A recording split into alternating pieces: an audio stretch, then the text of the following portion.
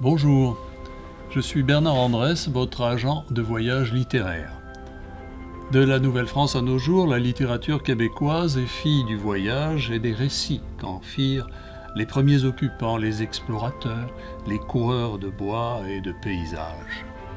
Un monde nouveau pour ces derniers, mais qui ne l'était guère pour les nations du nord de l'Amérique qui l'habitaient, ce monde, et de bien longue date. Raconter cette nouveauté toute relative, narrer cette rencontre avec l'autre et avec soi-même, se découvrir autre soi-même est ce qui fonde les premiers textes du corpus québécois, comme les plus récentes tentatives narratives et les plus récentes explorations textuelles et hypertextuelles.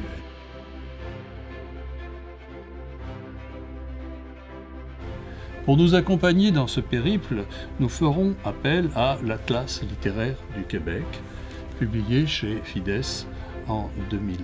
Cet ouvrage de référence regroupe une centaine de spécialistes dont certains ont accepté de se livrer ici à l'exercice de l'entrevue.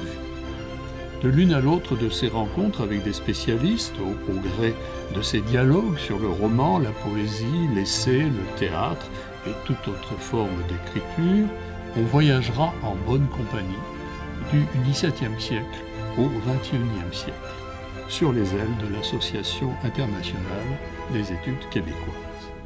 Bon vent et bon voyage.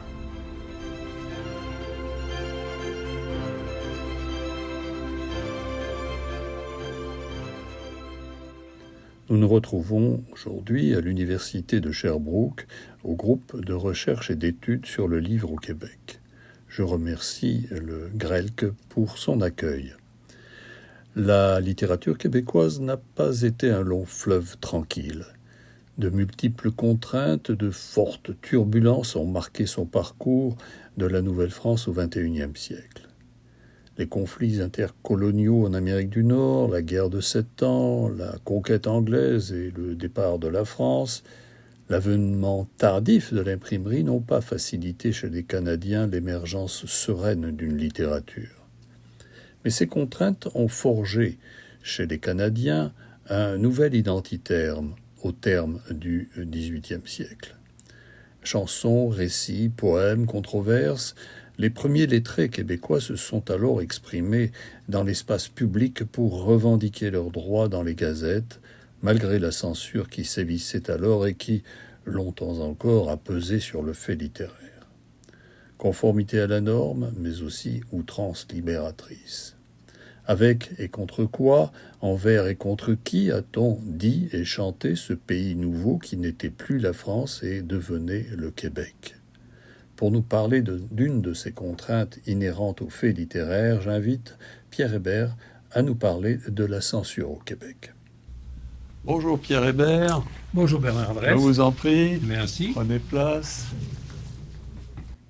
Bonjour Pierre Hébert. Vous êtes professeur émérite à l'Université de Sherbrooke et membre de la Société royale du Canada. Vous êtes aussi l'initiateur de l'Atlas littéraire du Québec que vous avez publié avec Alex Gagnon et votre serviteur et dont vous nous avez déjà parlé dans un autre voyage littéraire.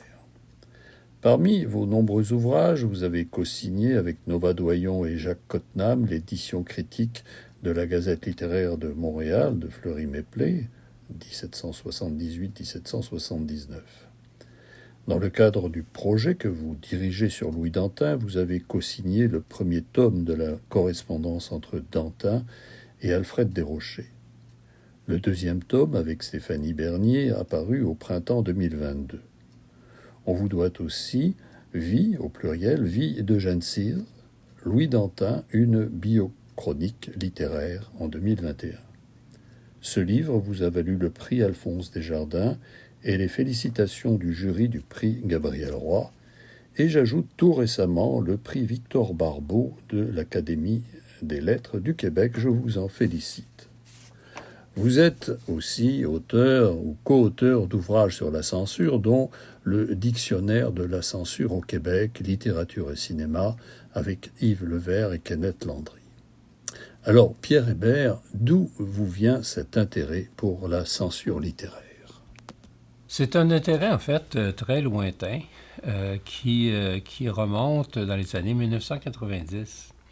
À l'époque, j'étais, et je suis toujours, membre du GRELC, où nous sommes d'ailleurs ici, le groupe de recherche et d'études sur le livre au Québec, qui s'appelait à ce moment-là le groupe de recherche sur l'édition littéraire au Québec.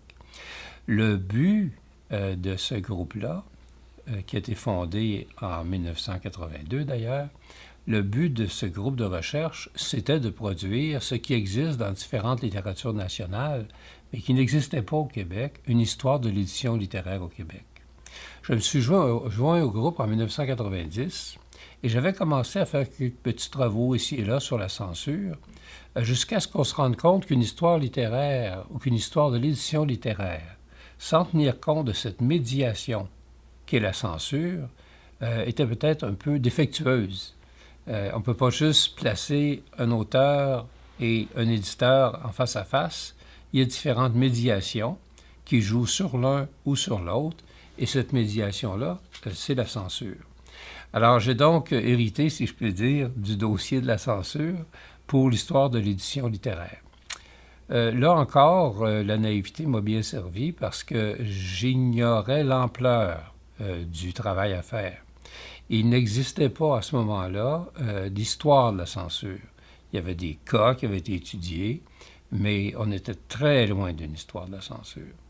On avait tous l'impression, vaguement ou précisément dans certains cas, que le clergé a contrôlé longtemps la littérature. Mais encore, comment, pourquoi, de quelle manière, quels sont les cas, tout ça était plus ou moins connu. Alors c'est de là que me provient cet intérêt qui est devenu véritablement un champ de recherche qui m'a accaparé pendant une bonne quinzaine d'années et qui m'accapare encore d'ailleurs de toute façon. Quand on parle de censure littéraire au Québec, est-ce juste de dire qu'il s'agit surtout de censure cléricale?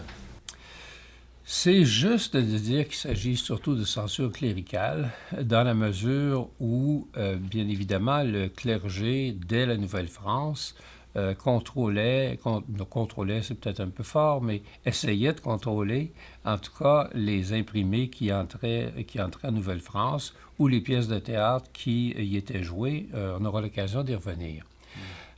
À partir de la conquête anglaise, c'est certain que le clergé perd une partie de son pouvoir et on assiste à quelques cas de censure politique.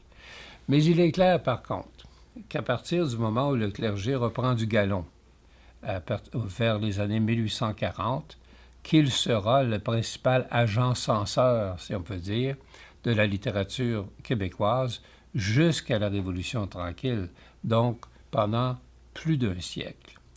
La raison tient peut-être au fait qu'au Québec, contrairement en France, par exemple, où il y avait une tradition gallicane, séparation de l'Église et de l'État, le gallicanisme n'a jamais réussi à s'implanter ici, même s'il y a eu des efforts au 19e siècle, c'est plutôt l'ultramontanisme qui a dominé, de telle sorte que le pouvoir du clergé à cet égard-là était immense.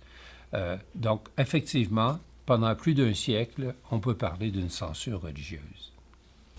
Et cette censure, comment s'est-elle instituée peu à peu?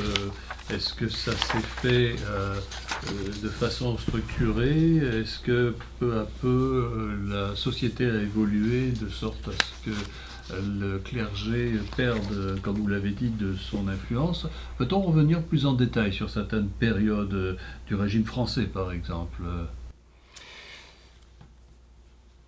Le régime français est un cas très particulier de censure. Je l'ai appelé à l'époque une ère de censure casuelle, c'est-à-dire au cas par cas. Il ne faut pas s'imaginer un clergé organisé sous le régime français. D'ailleurs, il y a un seul évêque pour l'immensité du territoire. Il ne faut pas s'imaginer un clergé organisé et on sait très bien que il n'y a pas d'imprimerie. Au Québec, ce sera seulement en 1764 que la première imprimerie sera implantée. Alors, une censure casuelle qui s'attaque, comme on le peut, aux différents cas. Par exemple, le premier cas de censure connu, c'est contre l'Anticoton, un ouvrage contre les Jésuites, un jésuite en fait, et qui a été apparemment brûlé sur la place publique par les Jésuites. Il y a eu également, toujours dans cette censure casuelle, cette censure qui se fait de cas à cas, pas mal de censure portant sur le théâtre, par exemple. Bien évidemment, dans une population qui était, on ne dirait pas illettrée, mais peu alphabétisée, le théâtre était beaucoup plus dangereux que l'imprimé, et le théâtre a fait l'objet d'une surveillance un peu plus serrée de la part des autorités religieuses. Par exemple, Frontenac voulait monter la pièce de Molière Tartuffe en 1692-94, et Monseigneur de Saint-Vallier lui a interdit de le faire. Mais cette censure-là n'est pas organisée. Elle se fait, je le répète, au cas par cas. Arrive la conquête anglaise. À ce moment-là, et donc l'apparition de l'imprimerie. Je le répète, la première imprimerie au Québec est implantée à Québec en 1764. C'est donc le début surtout des journaux. Et les premiers cas de censure de l'époque, 18e, début 19e, ce sont surtout des journaux qui en font les frais. Et qui, cette censure-là, résulte dans quelques cas d'une alliance entre le pouvoir politique et le clergé. Deux exemples. Le premier exemple, c'est la Gazette littéraire de Fleury-Méplet, qui est une gazette voltairienne et qui déplaît au gouverneur, mais qui déplaît aussi à l'évêque de l'époque. Alors les deux s'associent d'une certaine manière pour faire arrêter Méplet et Jotard, les emprisonner, et saisir les presses. Un deuxième exemple de cette collusion politique-clergé, c'est le premier journal canadien-français. La Gazette littéraire de Méplet, c'était le premier journal français, parce que les deux participants, auteurs, propriétaires, étaient des Français. Le premier journal véritablement fondé par des Canadiens français s'appelle justement le journal Le Canadien, et ce journal-là, fondé en 1806, est le premier à défendre la liberté de la presse, donc à critiquer le gouvernement, en l'occurrence celui de James Craig. Tant et si bien qu'on assiste ici au deuxième cas important de censure qui va amener une collusion entre le clergé et le pouvoir politique. Et en 1810, adviendra la même chose au propriétaire du journal, Pierre Bédard, et à ses presses. Il sera emprisonné et les presses seront saisies. Mais à cette époque-là, le clergé n'est pas encore maître de la censure, si on peut dire. Le grand tournant se fait en 1840. Pourquoi? Parce qu'arrive celui qui va exercer la censure la plus impitoyable, si on peut dire, au 19e siècle, Monseigneur Bourgette. Il devient évêque de Montréal. Il n'y avait pas d'évêque avant lui, sauf Monseigneur Lartigue, mais qui était sur sa fin, si on peut dire, FIN. Arrive Monseigneur Bourgette, qui lui voit la nécessité de contrôler l'imprimé. Celui-ci se développe, alors il voit l'importance d'avoir une mainmise sur l'imprimé. Alors, dès son arrivée en 1840, il fonde l'Œuvre des bons livres. Il fonde un journal, Les Mélanges religieux. Mais au-delà de ces entreprises d'encadrement, Monseigneur Bourgette n'hésite pas à sévir aussi contre les imprimés qui sont offensants à la morale catholique ou à différents aspects, à l'éducation, à la présence de l'Église dans l'éducation. Le cas le plus célèbre qui traverse tout le 19e siècle et dont il est beaucoup question dans l'Atlas, c'est celui de l'Institut canadien de Montréal. L'Institut canadien de Montréal est fondé en 1844 et cet institut veut développer un accès aux bibliothèques, veut aussi créer aussi des conférences publiques. Et cet institut, en plus, se veut laïque, de telle sorte qu'il y a tout pour déplaire à Monseigneur Bourgette, qui aura un affrontement continu avec cet institut à partir des années 50 jusqu'à la toute fin, jusque dans les années 1870, un affrontement qui va durer 30 ans. Et qui va mettre en scène de grands auteurs du côté de l'Institut, les De Saules. Dont Louis-Antoine de Saules, effectivement. Et ce qui est intéressant de noter aussi, c'est tout l'arsenal que déploie Monseigneur Bourgette pour arrêter l'Institut. Par exemple, il fait excommunier les membres, donc ils sont rejetés de l'Église, une sorte de culture du bannissement avant le temps, si on peut dire. Il réussit à faire mettre à l'index, on reviendra sur la question de l'index, l'annuaire de l'Institut canadien, parce que cet annuaire-là contient effectivement un discours de De Saules sur la tolérance, d'inspiration plutôt voltairienne. Alors, le clergé va donc instaurer une censure répressive à partir de 1840 et qui va durer jusqu'à peu près dans les années 1920. Alors, Monseigneur Bourgette, ensuite Monseigneur Fabre et Monseigneur Bruchézy vont être les trois grands évêques censeurs de Montréal qui vont sévir de manière continue pendant presque un siècle. Et de façon presque post-mortem pour certains des auteurs, des membres de l'Institut canadien, puisqu'on va, dans l'affaire Guibord, refuser la sépulture chrétienne à un des membres de cet institut. Oui, il s'agit là de toute une équipée, de toute une aventure, puisqu'effectivement, Guibord étant membre de l'Institut canadien, et les membres de l'Institut canadien ayant été excommuniés, il meurt et comme hors de l'Église. Alors, on l'enterre en terre protestante. Mais sa veuve n'entend pas que ça fonctionne comme ça et veut qu'il soit enterré au cimetière Côte-des-Neiges. Alors, s'ensuit une série de procès pendant 4 ans qui vont faire en sorte qu'à terme, les restes de Guibord vont être transportés du cimetière protestant au cimetière catholique. Sous surveillance militaire. Surveillance militaire, de très nombreux journalistes qui sont là, presque des émeutes à l'occasion, parce que la première fois, on a dû reprendre l'enterrement tellement la foule s'agitait. Monseigneur Bourgette réussit un tour de passe-passe assez extraordinaire, ce qui montre bien, jusqu'où il est prêt à aller pour la censure. Monseigneur Bourgette accepte bien malgré lui le jugement ultime de la Cour, qui est de faire la translation des restes de Guibord, mais il dit en chair que c'est pas trop grave parce que la portion de terre qui va entourer son cercueil sera considérée comme de la terre protestante. Alors, c'est dire jusqu'où il est prêt à aller pour maintenir cette mainmise sur l'Institut canadien. Le tournant se fait dans les années 1920. Pourquoi? Parce qu'à partir de ce moment-là, arrivent les journaux à grand tirage, la presse, la patrie, qui sont beaucoup plus indépendants en raison de la publicité. Donc, ils sont moins alignés par rapport au clergé et qui sont plus alignés par rapport à des partis politiques, par exemple.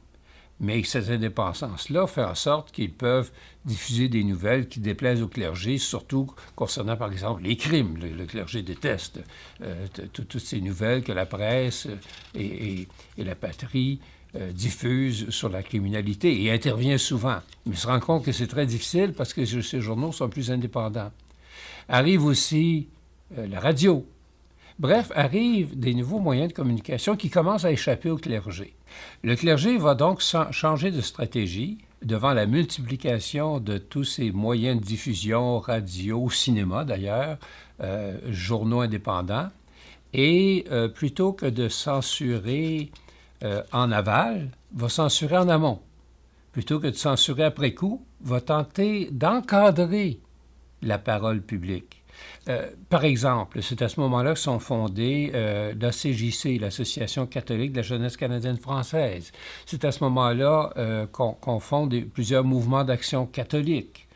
C'est à ce moment-là que le journal L'Action catholique commence à être diffusé. C'est à ce moment-là qu'on veut réaliser la parole du pape si célèbre en 1907, je crois, « Instaurare omnia in Christo », tout instauré dans le Christ. Alors, des mouvements, même l'Action française, à la limite, y participe, des mouvements deviennent des mouvements d'encadrement. C'est ce qui fait que des cas de censure ou d'interdit, il n'y en a presque plus. Il y aura les demi-civilisés, dont on parlera plus loin, en 1934, mais il n'y a presque plus de cas de censure, ils sont presque tous au 19e siècle. Mais il faut se méfier de l'absence de censure, parce qu'elle indique peut-être une autre forme de censure, qui est justement cette censure, entre guillemets, préalable, qui fait en sorte que le clergé réussit à contrôler la parole à son origine. Un autre exemple de ce contrôle-là, c'est la fondation en 1946 de la revue Lecture. C'est une revue des éditions Fides, et cette revue a pour objectif, a pour mission, non seulement de diffuser la bonne doctrine catholique en ce qui concerne les lectures, mais aussi de donner des cotes morales. Donc, tous les ouvrages qui paraissent au Québec à partir de 1946 ont des cotes morales dans la revue jusqu'à sa disparition en 1966. Alors, le clergé, donc, ne va pas comme... ou la censure ne va pas descendre comme ça sur le Québec, comme par magie ou comme par des langues de feu. La première partie sous le régime français, c'est une censure casuelle. Ensuite, sous le début du régime anglais, c'est un peu ambivalent. L'installation de la censure cléricale se fait vraiment à partir de 1840, mais elle se transforme avec le 20e siècle, avec les nouveaux moyens, pour réussir à encadrer plutôt que réprimer. Maintenant, quand arrivé à sa disparition, ça, c'est une autre question. Si on peut revenir légèrement sur la fin du XIXe siècle et sur ces formes de censure plus directes, pouvez-vous dire deux mots de trois œuvres que sont la Squin, le débutant, les demi-civilisés, vous en avez déjà parlé, on pourra peut-être y revenir, mais dans ce cas-là, n'y a-t-il pas eu censure plus directe pour la Squin? Et dans le cadre du débutant d'Arsène Bessette, une censure, ou plutôt une forme d'autocensure aussi, et de censure par le silence sur une œuvre qui venait de paraître. Les cas que vous évoquez, auxquels on pourrait ajouter Marie Calumet, donnent des variations fort intéressantes sur les différents types de censure. Dans le cas du roman d'Albert Laberge, La Squin, paru en 1918, il n'y a pas eu de censure nommément. La censure s'est faite contre un chapitre de La Squin, paru en 1909, le chapitre Les Foins, dans un journal, et c'est là où était intervenu l'évêque de l'époque, Monseigneur Bruchesi. Non pas donc, c'est pas le roman qui a été interdit, mais ça a fait en sorte que Laberge, du moins c'est ce qu'on croit, devant cette interdiction assez sévère de son chapitre Les Foins, a décidé ensuite de publier La Squin, 9 ans plus tard, mais à petit tirage, une 60aine d'exemplaires, pour ses amis et à compte d'auteur. Donc on a là un des effets de la censure, si on peut dire, sur l'édition. Dans le cadre de la réflexion de Pierre Hébert sur la censure, j'aimerais citer deux extraits de romans dont il avait été question. Il s'agit pour l'un du roman d'Albert Laberge, La Squin, de 1918, tiré du chapitre Les Foins, qui s'était attiré les foudres de l'archevêque de Montréal, Monseigneur Bruchesi. Citation. Se dirigeant dans la direction de la voie, les jambes embarrassées dans le foin et trébuchant à chaque pas, l'Irlandaise arriva à Charlot.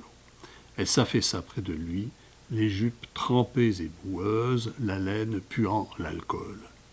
Attisée par le genièvre, elle flambait intérieurement.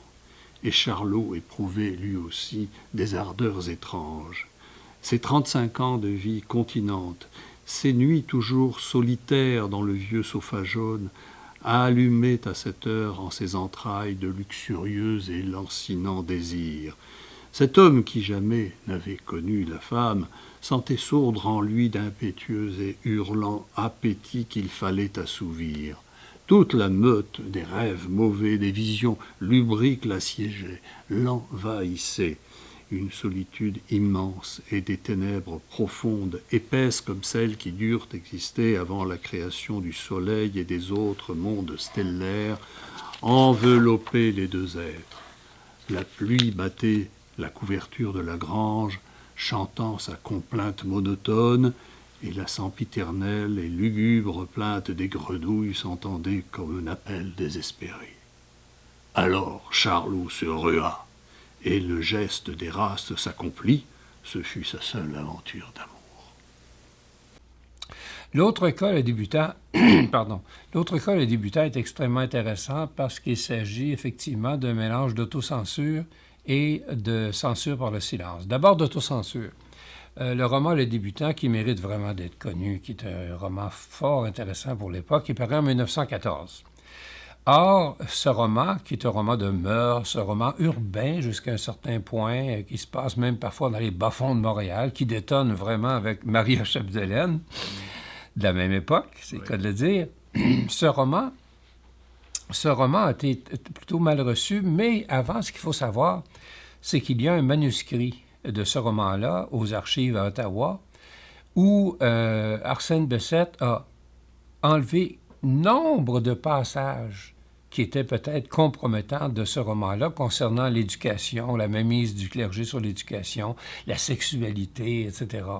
Et malgré cette autocensure qu'on peut voir parce qu'on dispose du manuscrit et de l'édition finale, malgré cette autocensure, effectivement, le roman sera très mal reçu. On dit, mais je n'ai jamais trouvé de preuve de ça, qu'il aurait été brûlé sur la place publique. Mais une chose est certaine, c'est que Arsène Bessette était déjà, soupçonné, puisqu'il avait été déjà dénoncé comme franc-maçon. Et on peut parler effectivement d'une censure du silence parce qu'on ne parle à peu près pas de cet ouvrage. Alors toujours dans le cadre de cette réflexion sur la censure, à propos d'un livre dont a parlé Pierre Hébert, j'aimerais donner cet extrait du roman d'Arsène Bessette, Le débutant, qui date de 1914, un roman frappé, lui, d'une conspiration du silence. Dans ce passage que je vais citer, l'auteur prête à son personnage principal, Paul Miraut, des propos ironiques à l'égard d'un ennemi journaliste, Pierre Ledoux, directeur de La Fleur de Lys, dans le roman. À mots couverts, Arsène Bessette, qui est franc-maçon, Arsène Bessette attaque Jules-Paul Tardivelle, qui était alors directeur de La Vérité et qui était un farouche ultramontain contempteur des francs-maçons. Citation. Pierre Ledoux, dans La Fleur de Lys, dénonça une conspiration maçonnique épouvantable. Afin d'impressionner l'opinion publique par des mots terrifiants, il parla de sectes infâmes, de mécréants, de vampires, de suppôts de Satan portant au front le signe de la bête, et désigna comme faisant partie des loges tous ceux qui revendiquaient le droit de raisonner et d'avoir des opinions autres que les siennes. Dans un de ses plus fameux articles, il exprimait le regret qu'on ne puisse revenir au temps si glorieux pour l'Église où les libres penseurs étaient condamnés à mourir dans les supplices, regret tout imprégné de mansuétude et de charité chrétienne, et il se consolait par cette non moins charitable pensée.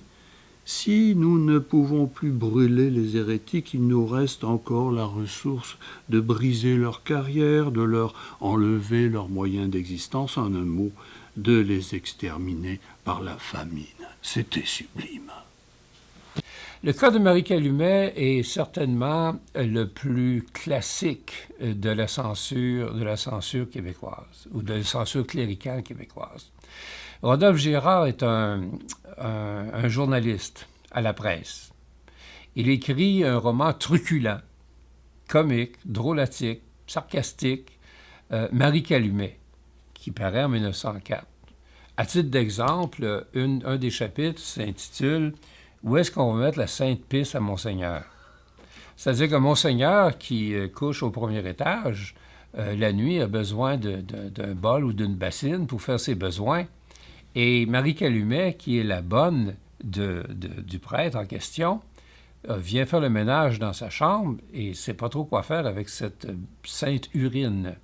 Alors, d'où le chapitre « Où est-ce qu'on va mettre la Sainte Pisse à Monseigneur? » Alors, finalement, elle décide de le lancer par la fenêtre et elle tombe sur la tête d'un passant. Un autre exemple de Marie Calumet, de ce côté truculent, c'est que Marie Calumet se marie, mais un de ses prétendants est très jaloux. Alors, au moment de la noce, il met un laxatif très puissant dans toute la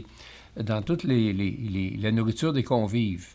je vous passe la description du dernier chapitre et des effets de ce laxatif, mais disons que c'est ce qu'on appelle de nos jours graphique. Alors, également, le prêtre saisit d'ailleurs le mollet aussi d'une autre des servantes, comme ça, gentiment, par pseudo-accident. Un autre des personnages lit la Bible, ce qui était interdit, et en particulier le Cantique des Cantiques, une partie plus érotique.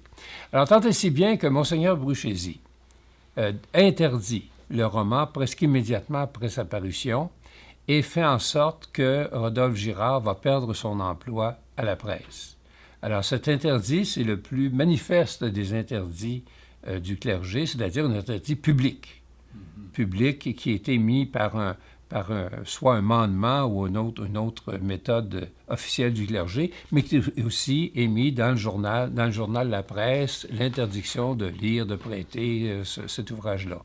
Alors, Rodolphe Girard perd son emploi parce que Monseigneur Bruchesi, en plus, intervient privément auprès du propriétaire de La Presse pour qu'il perde son emploi et doit se trouver un autre emploi à l'extérieur de Montréal.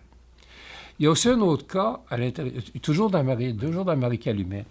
Marie Calumet est aussi un cas d'autocensure intéressant, parce que le roman est paru en 1904 et il a été question de le rééditer en 1925 par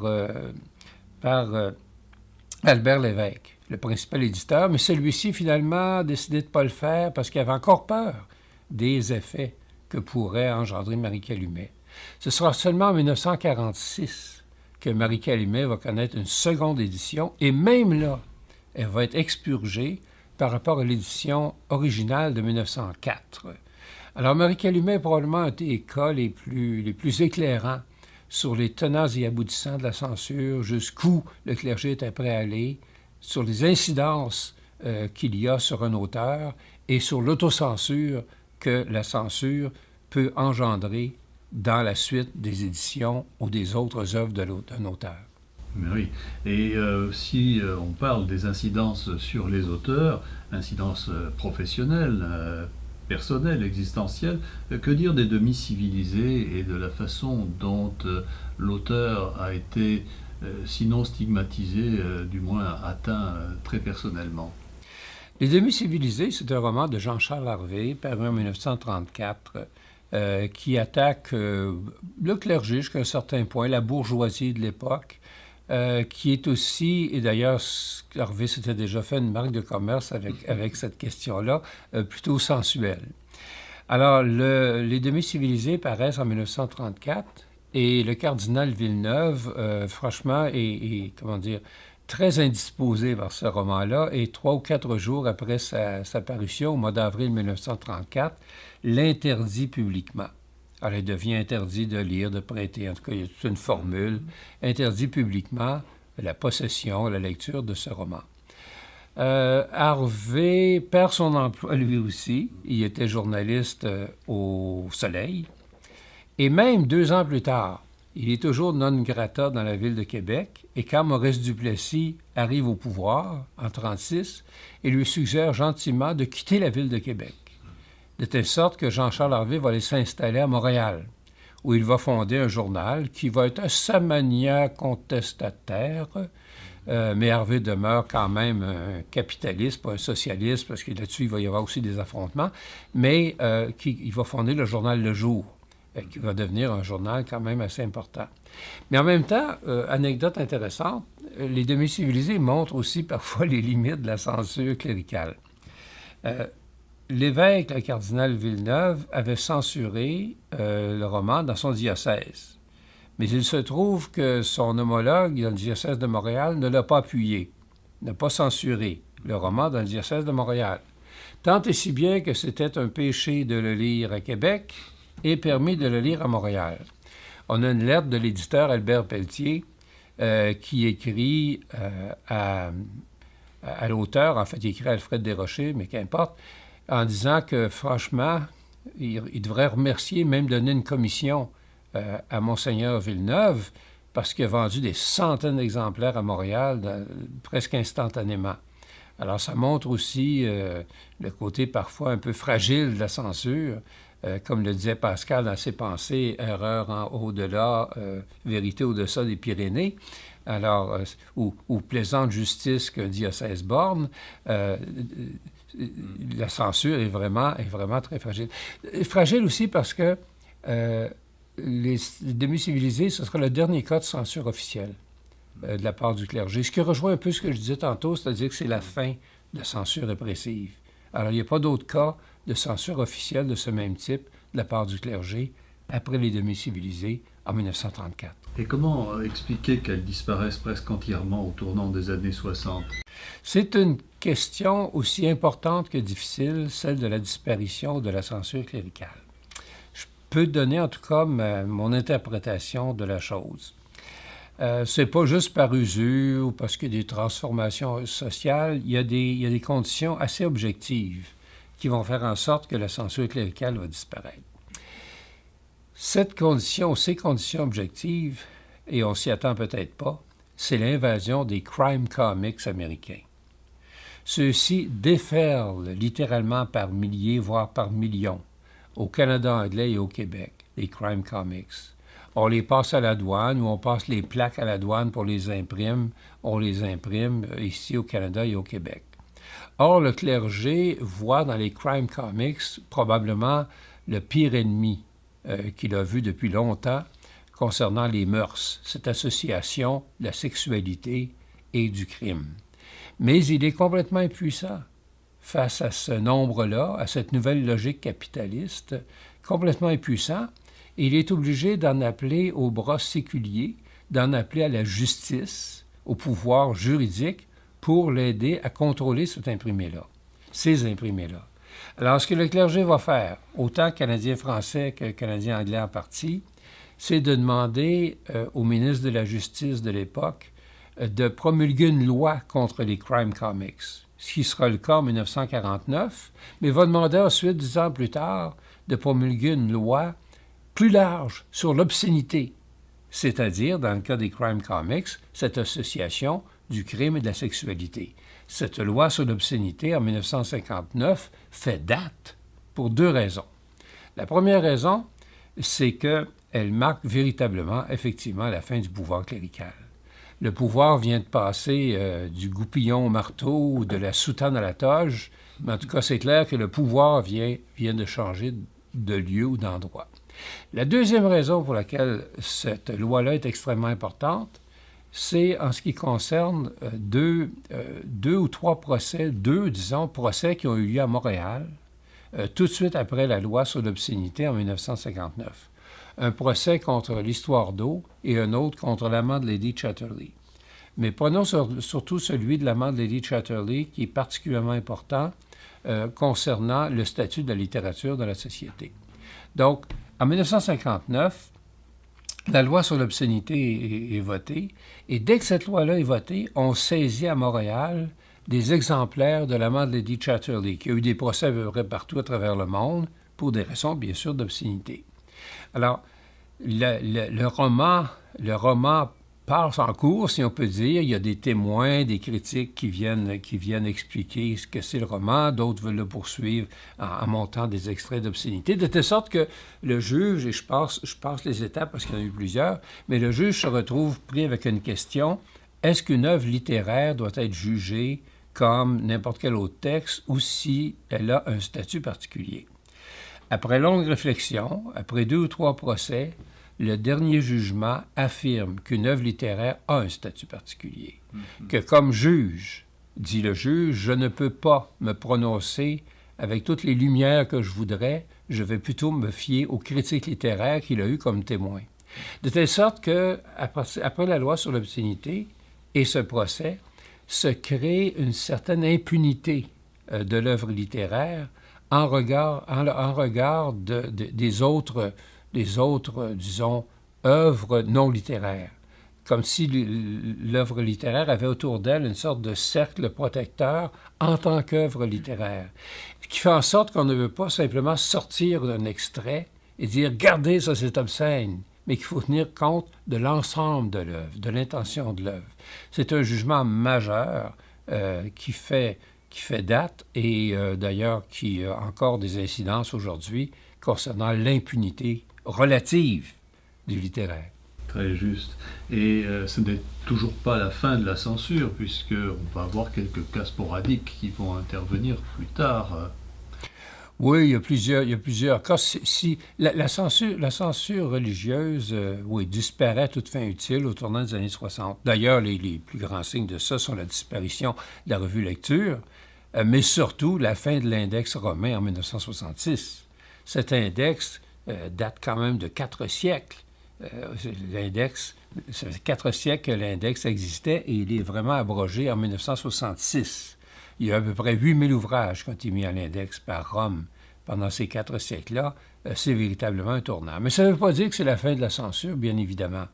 Je n'insisterai pas sur un cas fort important, qui est celui des insolences du frère Untel, par exemple, qui est ambivalent, parce qu'il s'agit quand même d'un frère qui publie un ouvrage assez caustique concernant la langue, certes, mais aussi l'éducation. Mais à l'époque, les prêtres étaient obligés de soumettre tous leurs manuscrits à un conseil de censure diocésain. Si vous ouvrez, par exemple, un ouvrage d'un prêtre, vous voyez Nihil obstat et imprimatur. Le Nihil obstat veut dire que l'ouvrage a été soumis à un comité de censure diocésain qui l'a accepté. Et l'imprimatur, ça veut dire qu'à partir de là, l'évêque a accepté que cet ouvrage-là soit imprimé. Vous ne trouverez pas de Nihil obstat ou d'imprimatur dans les insolences du frère Untel. Il a contourné la chose. Alors, cela et d'autres raisons font en sorte que, effectivement, il a dû aller faire un petit séjour à Rome, un séjour d'études, qu'on pourrait aussi considérer comme une punition. Un autre cas de censure fort intéressant, et dont l'incidence est manifeste encore de nos jours, c'est l'essai de Pierre Vallière, Nègre blanc d'Amérique.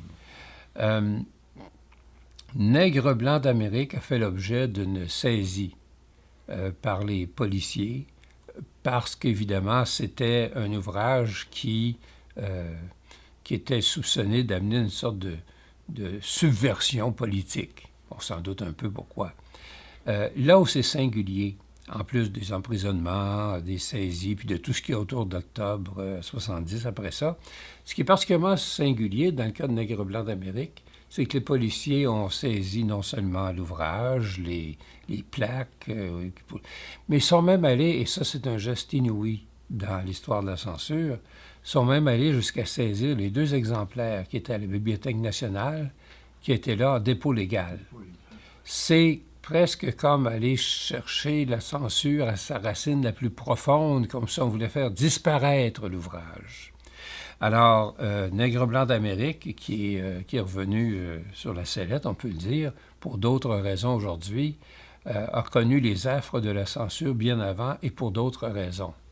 Ce qui est assez ironique, c'est que dans une revue canadienne-anglaise, je ne me souviens plus si c'est Maclean's ou une autre, on considérait que c'était un des 10 ouvrages les plus importants du Québec contemporain à lire si on voulait savoir vraiment, si on voulait bien connaître le Québec.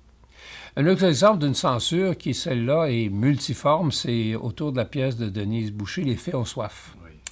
Je dis multiforme parce que cette pièce de théâtre de Denise Boucher s'attaque finalement aux différentes figures de la Vierge.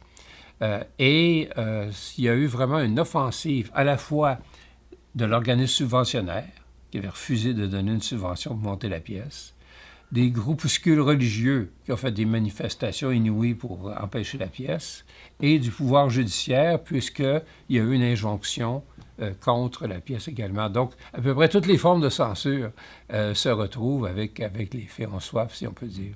Je me rappelle que j'avais signé un article dans Le Devoir à l'époque pour couvrir cette pièce et j'avais intitulé « Messieurs les censeurs, coupez les premiers ». Et c'était quelque chose qui avait fait beaucoup de bruit, effectivement. Beaucoup de bruit. Je pense qu'il y a eu au moins 250 articles qui ont été recensés autour de ce cas particulier. Yvan Godbout, également avec Hansel et Gretel. Oui, ça, c'est un cas plus récent, mais qui ressemble beaucoup à l'amant de Lady Chatterley. Yvan Godbout a publié il y a 2 ou 3 ans une sorte de version pour adultes de Hansel et Gretel, et il a été accusé pour une scène particulière de pédophilie. Alors lui et son éditeur ont été poursuivis. Plusieurs mois, voire années plus tard, exonérés, mais c'est presque une copie conforme de la mort de Lily Chatterley.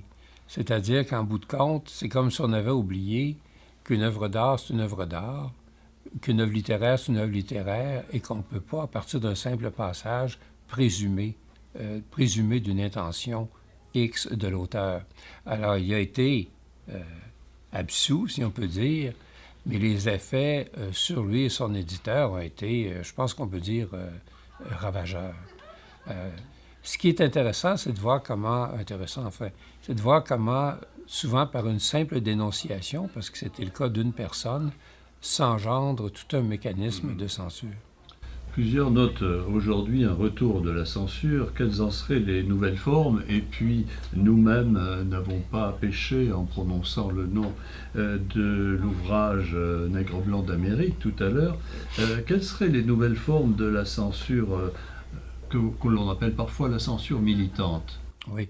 J'aime bien l'appeler militante, même si le mot peut sembler équivoque. Parce que dans un certain sens, le clergé était militant aussi.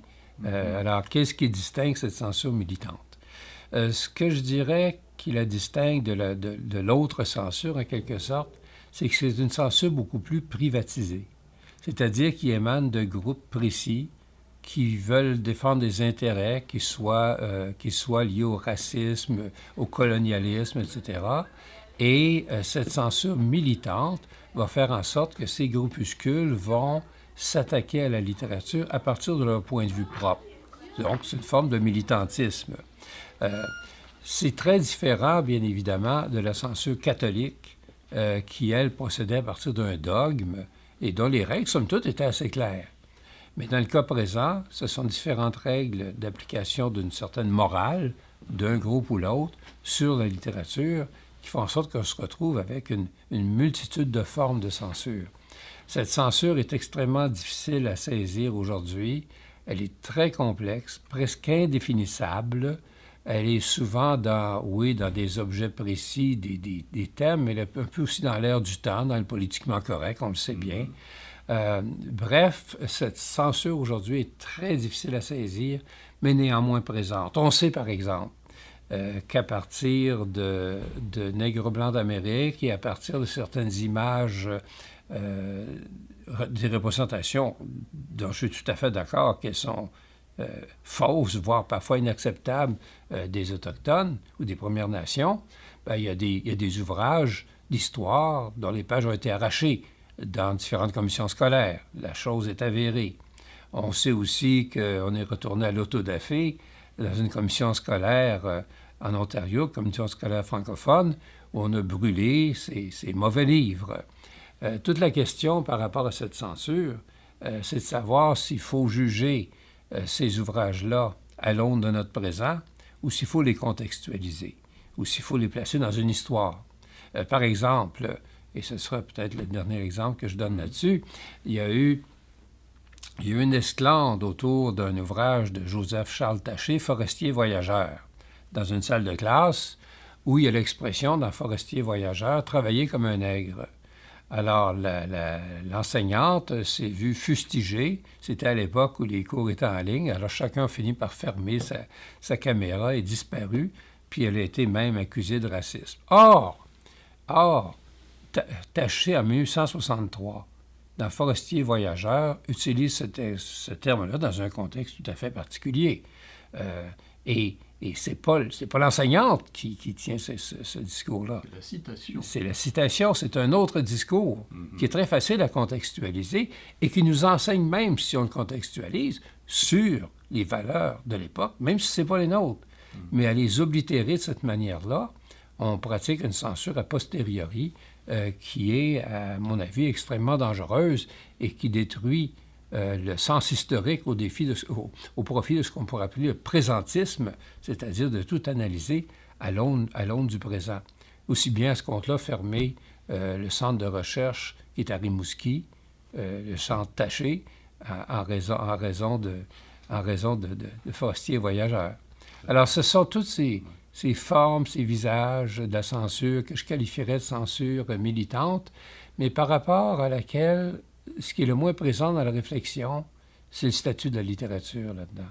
Chacun est prêt à défendre telle cause, mais peu semblent prêts à défendre la littérature, c'est-à-dire l'autonomie que la littérature a pris des siècles à conquérir. Légalement, ce que l'être humain a pris plus que des siècles à conquérir, qui s'appelle la compétence fictionnelle. Cette compétence fictionnelle, c'est une des véritables conquêtes de l'être humain, à partir des premières représentations dans une grotte jusqu'au roman d'aujourd'hui. Alors, cette compétence fictionnelle, il faut la comprendre, il faut la respecter avant de sévir à gauche et à droite à partir d'éléments qui se passent dans notre présent et d'attaquer l'essence même, finalement, de la littérature. Eh bien, merci Pierre pour ce voyage dans les méandres et les méfaits de la censure littéraire, mais aussi dans les stratégies développées par les auteurs pour la contourner, cette censure, et parfois la défier avec insolence, au nom de la liberté d'expression et au risque parfois de leur propre liberté. De rien.